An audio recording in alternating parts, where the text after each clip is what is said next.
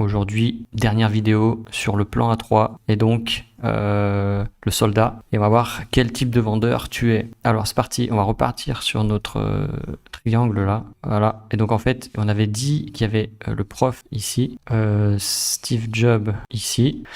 Et ici, qu'est-ce qu'on a? Eh bien, on a le troisième homme, soldat, homme d'action. Vendeur, et donc le fameux vendeur, ça c'est celui qui nous intéresse, c'est la personnalité qui nous intéresse. Vendeur, donc vendeur, il y a commercial, hein. Et donc commercial, voilà, commercial, parce que c'est vraiment le pur vendeur celui-là, commercial, vraiment cette image de commercial qui est avec sa mallette, ouais, qui va vendre des choses, il fait du porte-à-porte, voilà, c'est vraiment le commercial pur, il va chercher le client, il va aller chercher la proie, et vendeur commercial. Artiste, acteur en fait, c'est plutôt acteur on va dire, ouais, acteur, parce qu'en fait voilà, acteur, c'est quelqu'un qui va s'exprimer, quelqu'un qui va communiquer, et de manière plus générale aujourd'hui le communicant, ouais, communicant, donc ça veut dire plein de choses et en fait on sait pas trop ce que ça veut dire non plus.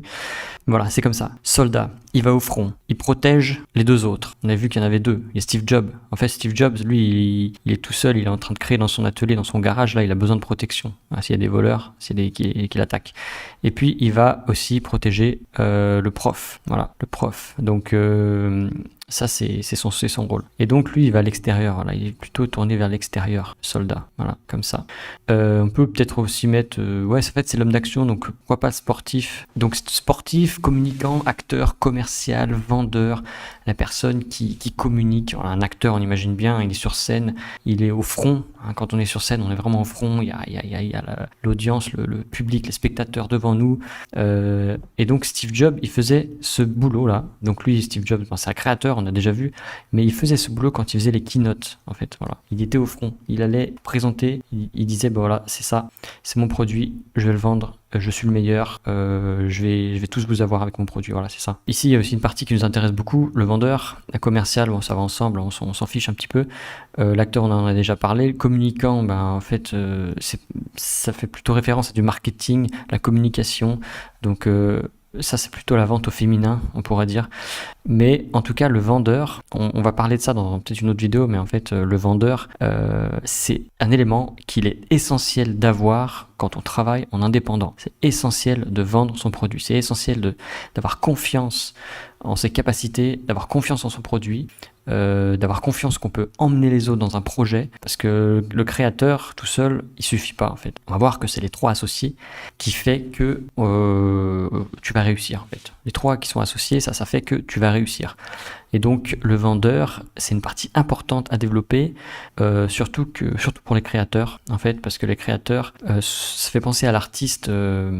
Moi en fait je faisais de la peinture et un jour il y a un mec il est venu me voir, il m'a dit je veux acheter en fait cette toile, je te donne 1000 francs à l'époque, j'achète ta toile. Et moi je dis non, je suis un artiste, moi elle a pas de valeur ma toile et tout, et donc j'ai pas vendu, alors pour le meilleur et pour le pire, mais en gros, l'artiste, le créateur, il a tendance à surprotéger sa progéniture, qui est son œuvre, sa musique, son dessin, et il ne sait pas la vendre, et il ne peut pas la vendre, tout simplement.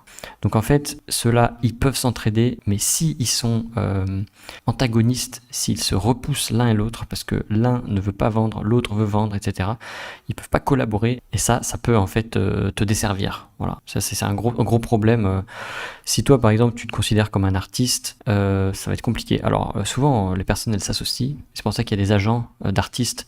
Et donc, souvent, on sait lequel des deux va plumer l'autre. Parce que déjà, lui, il a les compétences en marketing. Il va convaincre, en fait, très facilement aussi, parce qu'il est chargé de vente, donc il sait bien présenter, il sait bien argumenter. Et donc, il va convaincre l'artiste que c'est bon pour lui, le créateur que c'est bon pour lui, et qu'en fait, le créateur va se faire plumer. Voilà. Et donc, c'est pour ça qu'on a des tarifs, des royalties très basses sur toutes les plateformes, Amazon. Voilà, en fait, l'artiste il travaille beaucoup, mais comme il sait pas vendre, il est obligé de travailler avec des grosses plateformes, et en fait, il perd des plumes en fait. Voilà. Donc ça, c'était troisième homme du plan A3. C'est tout. Après, on va aller peut-être plus en détail, on verra comment on peut faire interagir ces différentes parties ensemble. Et donc voilà, si ça t'intéresse, abonne-toi, mets la cloche pour recevoir les notifications, et je te dis à la prochaine.